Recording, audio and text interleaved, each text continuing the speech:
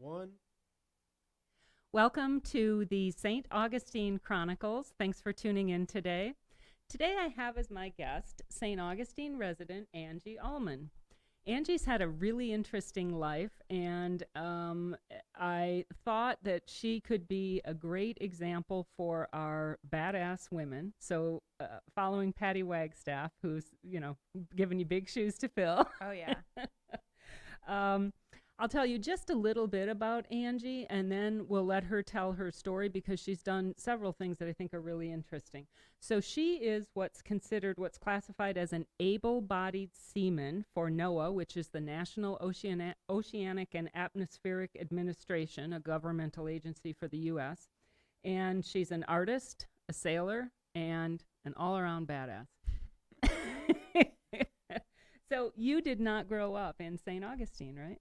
No, I grew up in South Dakota, so a lot of people ask how I got here, and which is because my dad built a sailboat in South Dakota that we lived on when I was a kid, and we were homeschooled for 4 years living on the sailboat, traveling around. So South Dakota, how do you get you did you start out on the Mississippi? Yeah, we trucked it to Minnesota in November of 1992, and basically were chased by cold weather the whole way down. Went down the Mississippi and then the Tenn-Tom Waterway and came out in Mobile, Alabama. How old were you? 12. Did you think it was a good idea? My mom didn't. But I don't know. I think we were just in for the ride. It was my brother and I. He's 1 year older than me, and both my parents. So he basically had deckhands. He did. Yeah, he did. What did your dad do? He was a rancher, but he decided that boating was something he was really interested in, and so Did you sell the ranch or did he keep it and have somebody he work did it? sell it. Yeah. So my parents were a lot older when they had my brother and I. So he was 50, in his 50s, and so he sold all the land and then slowly sold off the cattle, so we still had some income. So he was super committed. When he put that boat in, he was not going back. There was nothing to go back to. Yeah. Yeah. We bought a house in town, and we would go back so my brother could play football every year, and then we'd go back on the boat and travel around. I can't imagine at 12 and 13. I think of myself and how much my friends mattered to me. I can't imagine being okay with that. That was brave of all of you, not just your dad. Yeah, it was very small town, a town of 800 people, so there was 20 people in my class. So, but live aboard boat kids start a boat book, and when you meet another boat with kids, there's no shyness. You just go right over there with your boat book, and you guys compare. If you know the same people, and if you don't, you write down the name of the boat and the kids and their ages, so that every new place you go, you look for kids on boats. How did you learn that? Did you know before you started that was No, something? So no. some boat kid taught Mhm. you about a boat book. Yeah, I think my brother still has it somewhere. Did Yeah. you stay in touch with anybody? From From boating? Yes. Yeah, we're still friends with quite a few people. Did most of those kids end up doing something on the water, something with boating? Mostly. Yeah. I would think so, Yeah. because that's just it's in you once you do that. Yeah, for sure. Yeah, one girl lives in Bermuda now and works, I think, for a dive company. And my brother, however, went back to South Dakota, and he has a family there. He was done. Yeah. He likes to visit, but yeah. So how do you, when you're living aboard a boat for that length of time, like how do you have a plan on where you want to go each day, or do you just put it in and wherever you get to, that's where you've gone? No, you plan for it. So on the intercoastal, you can only go so far in daylight hours, so you have to plan where you're going to anchor or go to a marina. We mostly anchored. We were definitely on the strict budget. And then through the islands, so we got down the Mississippi, then went up the East Coast to Boston, then all the way to Venezuela. So through the island chain, you can pretty much do it without having to go overnight, but you have to plan pretty well. That's incredible. Yeah. What an experience your parents gave you, or your Yeah. dad, I should say, because your mom didn't want to do it. She's very happy for the experience, but yeah, it was, I mean, she can't even really swim. So it was definitely a commitment for her to have to make. I just can't imagine your dad dropping this bomb and actually getting as far as saying, now we are going to do it. I've built Right. the boat. Today's the day. Yeah. I can't imagine that. It took him 10 years to build it. So my mom probably was like, No, it probably took him 10 years to convince your mom. Yeah. So he slowed down the boat building. Yeah. Yeah. So then we went back to finish school in South Dakota, and I was like, take me back to the water. So I came and went to Flagler College as soon as I got out of high school. What did you major in at Flagler? Business administration. And did you start out on boats right after you graduated, or? Gosh. No, but I always did something boat related. So I worked at Comanche Cove Marina for 10 years off and on, and worked for Hanson Marine, which is an air conditioning business, but in the office. And so I just kind of worked in some kind of marine related business. Of course, because you were an expert. You'd lived it. Yeah. Yeah. So, and I really like the people and the lifestyle, and for sure. So then I moved away. I went to Charleston for a short period of time and worked for Ocean Sailing Academy there, kind of just doing maintenance on boats. And then I lived in the Virgin Islands for 6 months working for a rigging company. And then I moved back here and got my able-bodied seaman ticket, which at some point will be seafarer instead of seaman. Yeah. So thank you. so tell me about that.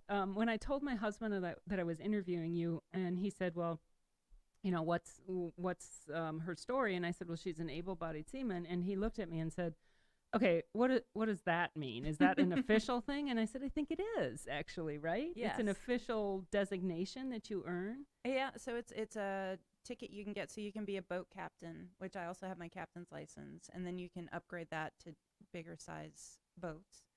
And then able-bodied seaman is kind of like a deckhand, but you have a lot to do with safety, and that's more for big ships like research boats or cruise ships or boats in the Gulf working in the oil field.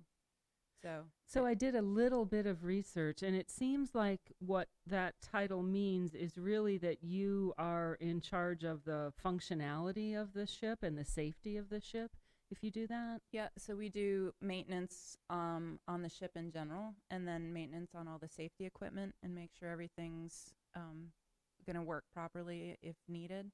And then on the research ships, I also help with the science. So whatever deck operations we have going on, if it's putting a remote ROV, a remote operated vehicle over the side, or if we're fishing, doing fish surveys or capturing turtles or whatever it is.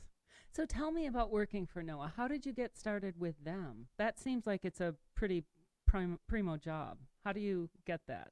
I applied, and it took a long time to hear back, but it was through USA Jobs at the time, so they get hundreds of applicants weekly, I'm sure. Did you have to have a lot of experience before you even applied for them? I didn't have any. Well, I had a little bit of ship experience because there's actually Bayfront Marine is based out of St. Augustine, Mel Longo, and he does commercial deliveries. Mm-hmm. He used to deliver the shrimp boats they built here, and so I helped deliver some boats for Mel. So I had a little bit of experience, not a ton, but well, you had how many years of experience as a kid? Yeah, I've got lots of sea days for sure. So. So I had a little bit, but they called me back, and so I've been working for NOAA 5.5 years now. And do you do, so it sounds like you do all different types of, I shouldn't say you, but the task of the ship is all different types of things. Sometimes it's ocean mapping, hydrographic survey, which are two different things, surprisingly. What's the difference? One hydrographic survey, and hopefully no one sees this and corrects me, but well, I won't know the difference. So. Yeah, right. I can make it up. A hydrographic survey is for charts. So we have one ship named the Thomas Jefferson that works out of Norfolk. Hurricane comes through Jacksonville or San Juan or wherever, and the ships don't know what the bottom is anymore, right? It might have shifted and changed because of the hurricane. So that ship is designated to come in after hurricanes to make sure the port can open again. And we have small boats that do it as well, but the big ships also do that. And then also I worked on one in Alaska where we went all the way up and around to the top of Alaska in the Arctic Circle to map that, which had never been mapped before because the ice is melting, so no one could ever go there before. But now it's uncharted territory. So, Well, that's really cool. yeah. I didn't know that ports had to close and couldn't reopen until there was some certification on the depth of the waters there, or the To make sure, topography of the bottom there. Yeah, I'm not sure exactly the specifics on that, but I know that after And it makes sense. Irma, I think Irma, they went down and had to reopen San Juan. I'm pretty sure. So you must have been all over on these ships. Oh yeah, yep. I'm in the relief pool, which is whenever someone goes on vacation, gets hurt, there's an open position, and they need someone temporary. I'll go and fill that. So I've been on. We had when I started 16 ships, and I've been on 14 of them. How long are you on those when you get called up? Most of the time, around a month. So. That's got to be hard to plan. You can't plan your life. I do. I always take off bike week in March, and I'm always home for Christmas. My mom comes down, but so the month of November, I don't have anything going on, so I could tell them I'm free the month of November. So you can kind of plan your schedule still? Yeah. How many people do what you do on each ship? Are you the only person that's the able-bodied seaman on that ship, or We usually have a department of 6 people. how many? I don't know. It's not called staff, crew. I guess it's called, right? How many crew members are there on a NOAA ship? It depends on the size of the ship. The smaller ship, I think, is probably 15 to 20 people. And then the largest ship that I went out on when it was fully staffed pre-COVID was 50 people. But they're about to go out, and they're going to go out with 30 people. I was just going to ask you how things have changed during COVID on a ship. A lot. Yeah, it's really tough because if you get a positive on the ship, everyone's positive. Right. So it's really close quarters. So what we've been doing is a shelter in place and a test before you go on the ship, and then have a bubble for 45 days where you stay on the ship and don't have contact with anyone else. So even though the ship will come in, they'll get goods, and if they swap out people, it'll be people that have done the same process to get ready to get on the ship. That's just got to be incredibly difficult to manage. Is that something then that you would be part of managing? Would that fall under your tasks? Well, we've created new tasks because of it. So one of the tasks I have right now is medical clearance coordinator. So the ship will call me every morning, everyone that's on that ship, and say if they have symptoms or not. And if they do, then I send them to someone with a medical background. We have our own medical officers at NOAA. But as long as everyone calls in every day and has no symptoms, they're good to go. So I just check the boxes and make sure everyone's on task. Gosh, I can't imagine to have more tasks than what you've already had, or to show. I mean, well, I haven't sailed all year because of COVID. I haven't been to work since February. That's got to be terrible for you. I mean, you're so used to being on the water. I've never been home this long. But I still get out on the water. I do local sailboat races. We did a race last night with the yacht club. Yeah, so you're part of, what is it called, the bikini races or the sailing sisters or something for the I've yacht club? participated in their races. Yeah. They Is it all female crew? Is that what? I did this year, but usually I do a mixed crew. So. And are they all St. Augustine residents? No, actually, the last bikini race, because we were going to do women only, I picked up my friends in New Orleans and had them come sail with me. Oh, that can't be a bad gig, right? They had a in blast. St. Augustine Yeah. for a little while. Yeah, we had fun. It was good. But yeah, the local involvement with women sailing has increased a lot, which is wonderful. Well, the yacht club, you and I talked briefly before the show started. The yacht club has such a great youth program, so I know that they have girls and boys involved in that. Absolutely. Which is wonderful. Yeah. And they have, as you know, and you're probably a part of it, they have female mentors in that program. The woman running the program is a great sailor. Yeah. Yeah. So that's when kids see that, hey, I can do this because someone like me does it, that makes a difference, right? Oh, yeah, for sure. So I want to go back to when you when you talked about what you did with your family when you were in your teen years, wasn't that difficult to then assimilate back into your town when your brother wanted to go play football every year? I mean, I think about how kids can be so cruel at that age, and you were coming in doing something very different from what they were used to. Yeah. That must have been hard. Yeah, we definitely got made fun of a lot when I'm we were little sure. because our dad was building a boat in the middle of a prairie. But in the end we got to go sailing. So, yeah, it was being 13 to 16 on a boat made such a huge difference to me because I wasn't around people making fun of my frizzy hair or the fact that I was so tall. I was around adults and having adult conversations. Yeah. So I think that it was definitely really beneficial. Well, you obviously developed self-confidence or you couldn't do what you're doing now, right? A little bit. That maybe that's why. Right. Yes. I think you're right.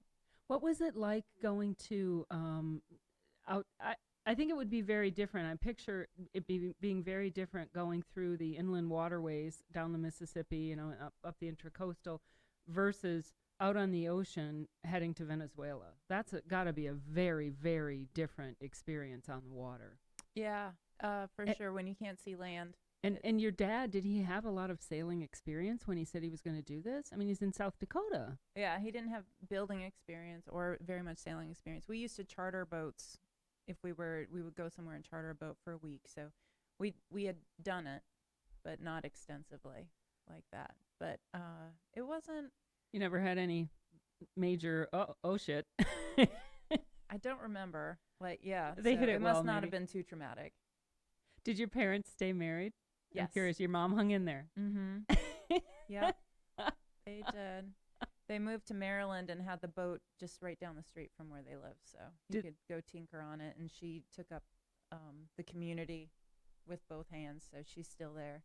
Oh, good for her. Mm-hmm. She's a good sport. Yeah. Yeah, and my dad passed away, I think, 3 years ago. So, what an incredible set of memories, though, he created for your family. Absolutely. Yeah. Were I wonder what your grandparents thought of his idea. Oh, they thought he was crazy, I'm sure. Midwestern grandparents probably didn't. Yeah. It was a little too far out there, right? A lot too far out there. He was the black sheep for sure. No, definitely didn't do the things that he was expected to do. So when you, how did you actually come to Flagler? What made you come to St. Augustine? What made you choose Flagler? I hear from a lot of people that, it's on the ocean. How bad can it be? Right.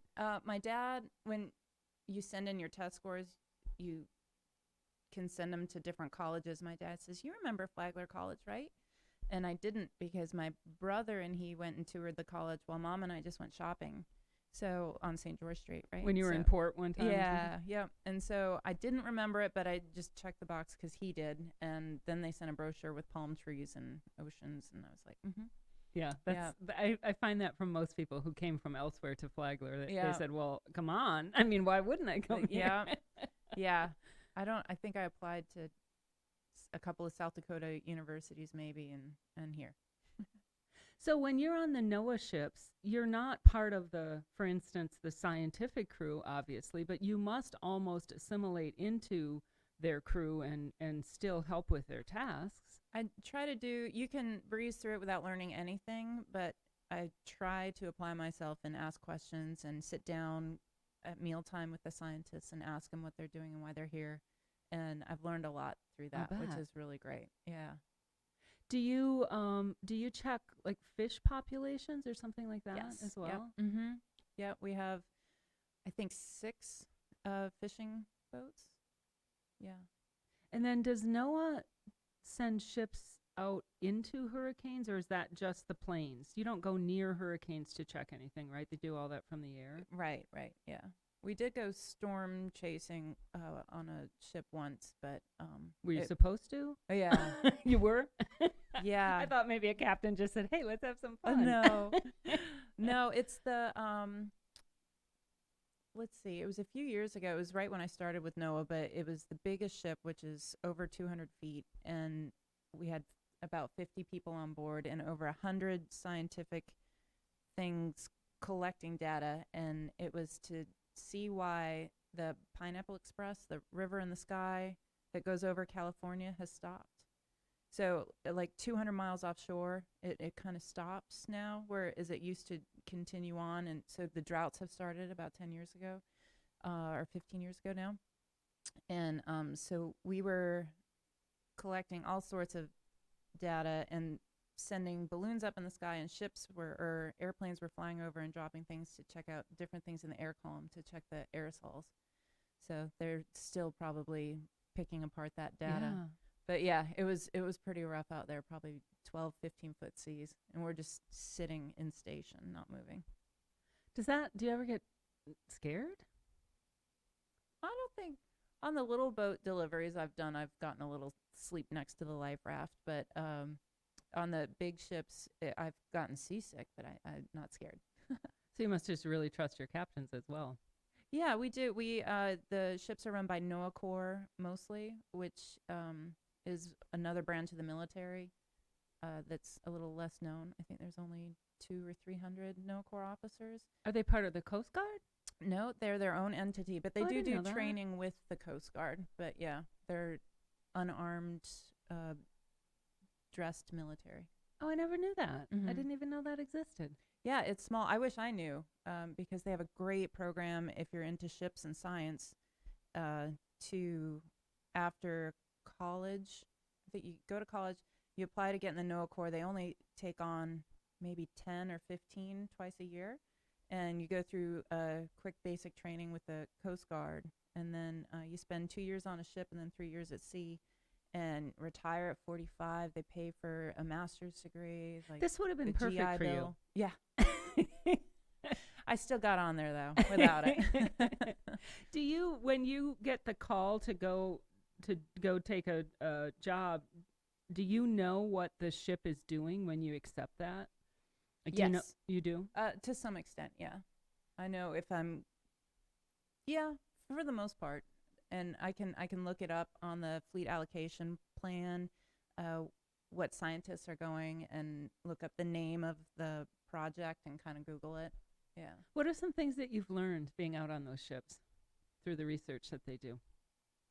Gosh, I I don't know. What have I learned, like science-wise? Yeah, from their experiments and their focus on the ships. Like, what well, are one trip we did was on bluefin tuna. I think bluefin tuna, which is been decimated, and so we're trying to figure out their life cycle. So they actually bluefin tuna come down to the Gulf of Mexico to lay their eggs, and then from where? from like up off the northeast coast, so off of like Boston, that kind of area. So they travel all the way down against the Gulf Stream and lay their eggs in the Gulf of Mexico, and then these eggs just travel with the Gulf Stream. They're so little they can't do anything on their own, and they travel all the way back up and by the time they get up there, they're old enough to be able to live on their own, kind of thing.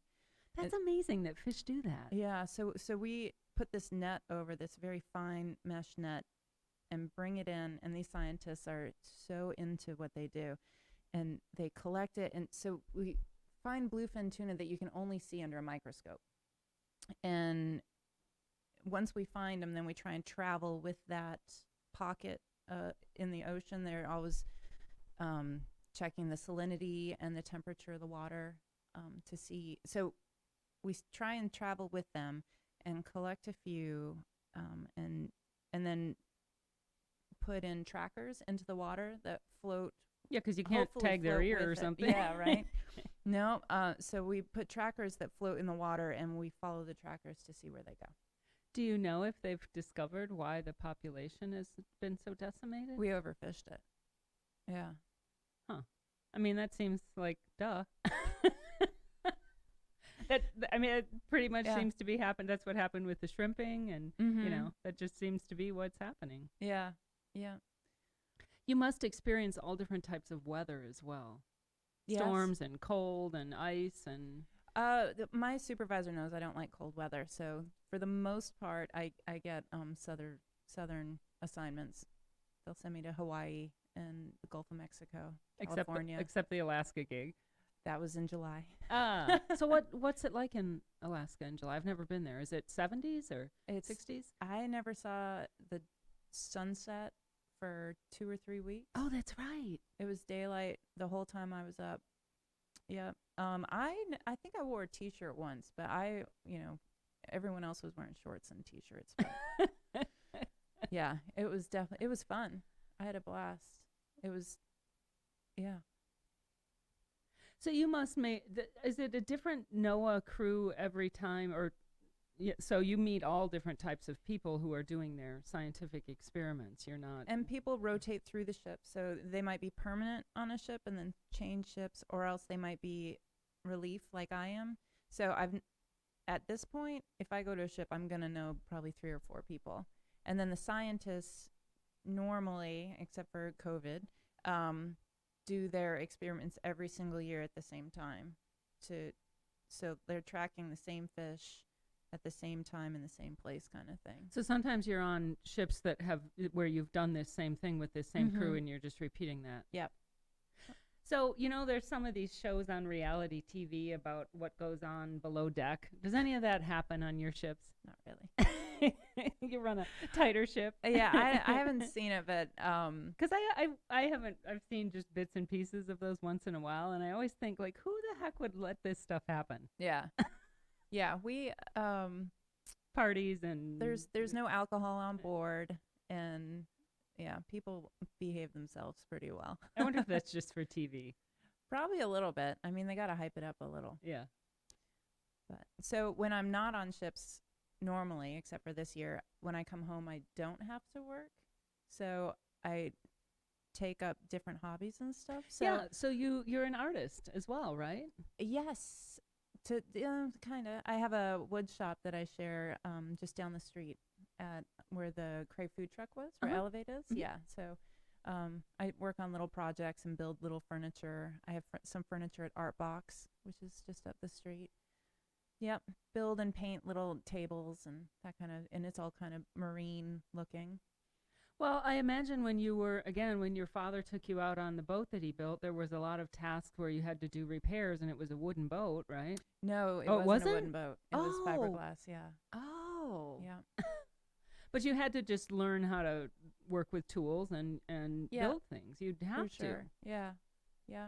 And while building the boat, so my dad had a huge wood shop and built the whole interior and himself, and so last time I saw my mom, there was this little bear carved out of wood, and she said I made it when I was 5, and I was like, you let me use a bandsaw when I was 5? Oof.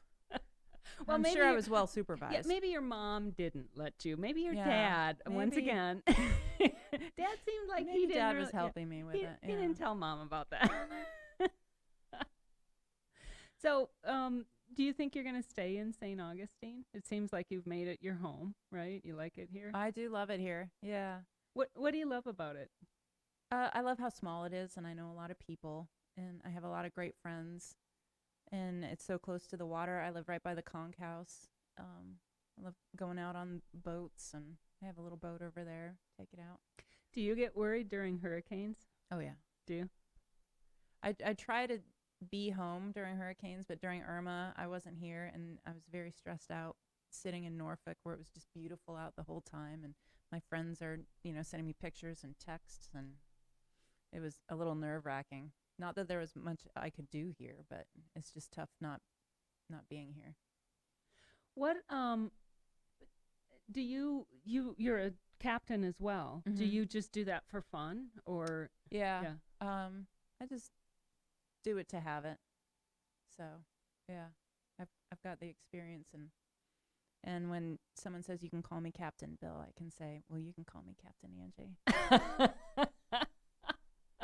Well, what's the ratio of women to men on these with these crews? NOAA ships has a lot of women representation, which is great. So are they required, I wonder, being part of the federal government, or are they just more progressive? I think both. Yeah. We definitely have women captains a lot, which is great. It's the incoming officers are, I think usually about 50-50. So, and it's a kind of a competitive job. So, they both stay in it, and it's great. I didn't know that there would be that many women on in the cruise Mm-hmm. like that. Yep. And so the deck department, which is what I'm in, I've had women as my supervisors as well. Yeah, Because it's pretty physical, right? It it has to is. be. Yeah, but we joke that God made hydraulics for a reason. So just let the crane pick that up. Yeah, work smarter, not harder. That's right. So aren't you, again, I did just a little bit of research, but aren't you also responsible, like if there's a fire on the ship or something? We have 2 fire teams usually, and they will have people assigned to different tasks, and we do drills every week. And we'll always do a drill right after we leave the dock. And at the beginning of the field season, we'll have training to remember after being at the dock all winter. When you go out, going over emergencies and this is what we'll do and what do you do in this situation. So Have you ever had an emergency? I don't think so. I mean, It's a well-run well, ship, right? yeah. There's been some alarms that go off and small problems, but nothing that was cause for serious alarm. How far out do you go, and how long are you away from land where you're not there is no port that you're going to? The longest and farthest I went to Kwajalein, which is the Marshall Islands, which is I've never heard of that. yeah. It's Hawaii is about 2,000 miles from California, Mhm. and it's 2,000 miles from Hawaii, and about 2,000 miles from Japan. So in the middle of nowhere. Yeah. It's a little island. So I went out there, met the boat, and it was 18 days back to Hawaii. And that doesn't bother you at all? I wonder if I would get a little stir crazy. You definitely get stir crazy, but we have lots of movies and games and things to do, books to read. It's kind of nice because you're not distracted by all the temptations of home. So, if you had a goal to read this book or do this thing, you have the time because you don't have any distractions. Do you have electronics? Do you have like a cell phone and things or an Mhm. iPad? You Yep. do have that? Yeah, we have internet, which is great. For special occasions, like I was out and we got the Super Bowl, so that made everyone happy. Oh, that's actually kind of cool, watching the Super Bowl on a ship Yeah. out at sea. Yeah, it was great, except the Patriots won. But other than that, it was fun to be able to have it out Hey, there. Tom Brady's a Florida guy now. Right. I was going to say resident, but I'm sure he's not a Florida resident. Although for taxes, he may want to think about it. Yeah, right. So you must just know people from all over, Yes. just from what you do. That's got to be kind of cool. Yeah. Yeah, it was funny because I told Patty Wagstaff I was going to Kwajalein. She goes, "Oh, I have a friend there." I'm like, "How do Of you course have a she friend does. there? How's that even possible?" There's like, 3 people on the Yeah. island. Yeah. so. Do you speak any other languages, having traveled all over on? My dad tried to get us to learn Spanish, so and I did study abroad in the Dominican Republic studying Spanish. So I know a little bit. I know a little bit more after I have a couple of Coronas. But It's just that no one knows your Basic. version, right? Yeah, right. Yeah, that's me with German. I'm married to a German husband, and yeah, I get it. There are times when we've been over in Germany at his friend's house, and I'll contribute something after I think I'm following the conversation, and he'll look at me and say, "Not even the same topic, not No. even close, No, so far off." you just if you don't understand, you just talk about what you want to talk about. Right? So with the lifestyle that you've had, I would guess you've had to make some sacrifices in your life. Do you have a family? No. Because it must be really hard to do that. Yeah. Do I have a lot of plants now, but that's about it. do most people who do what you do, when they're females, they must have to make those sacrifices? I would think it would be incredibly difficult to have a family as a female and do the sort of thing that you do, They make it work. unless they must have extremely supportive spouses. Absolutely. Yeah, for sure. Which is, I mean, what's the difference, right? Yeah. So, yeah, a lot of them are when they're getting up into the NOAA Corps officers. So they'll be when they're in their early 20s, and then get families and have kids, and try to time it so that you have a land assignment, so you're at sea for 2 years, but you get to go home a couple of 3 times or more. The government helps to move your family to wherever your next station is, and they make it work. Were you always interested in science? Because now you're part of really a I dropped out of scientific physics crew. in like day 2 in high school. Yeah. I'm But you are now. You're terrible at it. interested. I am. But which I love the job that I have because it gives me the opportunity to be there without any background in science. So, And it's hands-on learning, right? I mean, you're absolutely. actually doing it with the scientists Mhm. in their lab. You're not reading about it, which has got to make it a lot more interesting. For sure. Yeah. So, are you worried about the condition of our oceans? Oh yeah. What worries you? All the trash I see all the time. So, part of my job also is to be a navigational lookout. So, I'll stand on the bridge with the officers, and my job is just to look out the window and make sure we're not going to run into anything. And if I see any trash or anything in the water that is suspicious, logs or anything, to let them know. And there's so much out there. It's just awful. Is it going big between stuff or is it little stuff? both. Going from Hawaii to California, they're just bottle after bottle. And this is a 2,000-mile trip. And finally, I'm like, I'm just going to tell you if it's something bigger than a microwave because I can't keep telling you all this little stuff. And the same thing in the Gulf Stream with plastic forks. Drives me crazy. Just see them everywhere. Do you think that trash is coming from a certain area of the world? Or is like, are the states just as bad at putting trash into the oceans as, say, some of the other less developed countries? No, but I think the States is a little bit better regulated, and I've been to beaches in foreign countries where it's just littered with trash. You don't really see that as much in the United States, but the ocean currents Take it everywhere. take it. And have you heard of the Pacific patch? No. Okay, there's a big patch of trash in the Pacific about the size of Texas, and it's just from everywhere where it comes and meets there and swirls. A lot of it's microplastics, but a lot of it's big plastics you can see as well, and just trash in general. How do we ever cut down on that? How do we ever get rid of that once it's in there? And we must just keep, mankind must just keep replenishing that trash supply, right, in the ocean. How do we wean ourselves off of all of that? Try to use less plastics.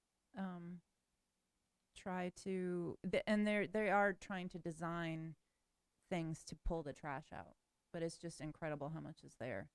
NOAA ships also go to the islands in Hawaii, so a lot of Hawaii doesn't have people on it, and so the scientists will go and camp out for a week and do research on like monk seals and whatever's happening on the island, and they, while they're there, pick up trash and it's just amazing how much is out there. Do the trash piles that are in the ocean, are they like glaciers or something where they're deep as well, or are they all floating? Does it go deeper because they're condensed? Deeper through the water column as well, but it's again like the longer the plastics are there, the smaller they become, and then they're microplastics. So it's some of it you can't even see. And then you see large things as trash as well? Yeah. We let's see, we found part of like an aircraft that was probably the size of this room once. I would think you'd have to report that. We did. We put a beacon on it, and the Coast Guard came and got it. What else? Yeah, I've seen big things as well. So many Mylar balloons. Hate balloons. Mylar balloons are laying in the ocean? All over. You know, I guess we just don't think about that. We try to pick those out when we see them. We make it a man overboard drill. So we pretend like it's a man overboard, and everyone comes out and points at it, and then the crew in the back pick it out of the water. You could do that all day long, I would think, in some places. Oh, right, yeah. Yeah, it's, for the most part, we have time to do it. But it seems like that would make a really good documentary for younger children to see evidence of all of this in the ocean and you know, get them thinking about their plastic usage. For sure. It seems like, I don't know, maybe that's been done, but that to me would be really powerful to let children see that. Yeah, there are people that work for NOAA that their job is to raise awareness of all the plastics in the ocean. Yeah.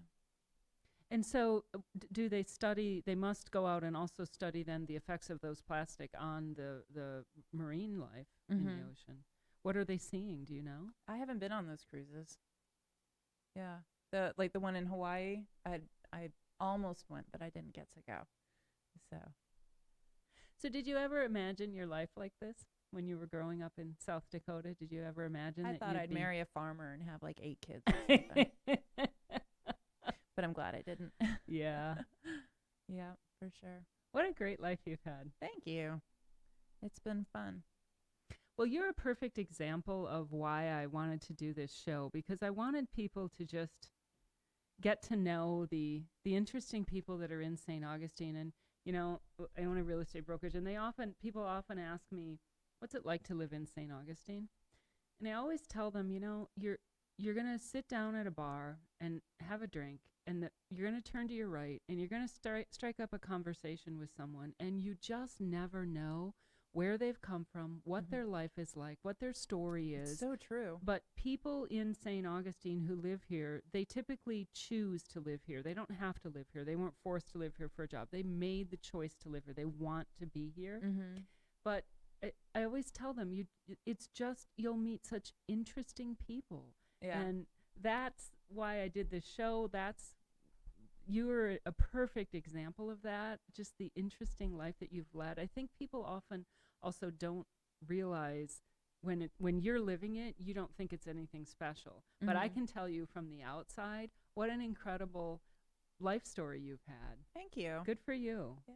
And, you know, I grew up in the Midwest, so I know that it was probably not easy to think of yourself as having this life growing up. It's a place where people typically do what older people did, what the previous generation did. It's very, you know, we'll just continue on with this life pattern. Right. So to think outside that box, good for your dad and good for you, and that's fantastic that you've had this life. Thank you. Yeah. I'm pretty happy with it so far. I'll bet you are. Well, thank you so much. This has been Angie Ullmann, who's a St. Augustine resident, an able-bodied seaman, an artist, a sailor, and a badass woman, which is why I invited her in. Thank you. So this has been another episode of the St. Augustine Chronicles, the where, the who, and the how'd they get there. Watch, like, or follow us on Facebook at St. Augustine Chronicles Podcast or at SA Chronicles. You can also find us on YouTube at St. Augustine Chronicles Podcast. Watch, listen, and don't forget to subscribe so you don't miss any new episodes. We are produced by Pete Melfi at the 904 Now, so you can also find us on the 904 Now Facebook page and be on the lookout for new shows every Monday. Thanks for tuning in.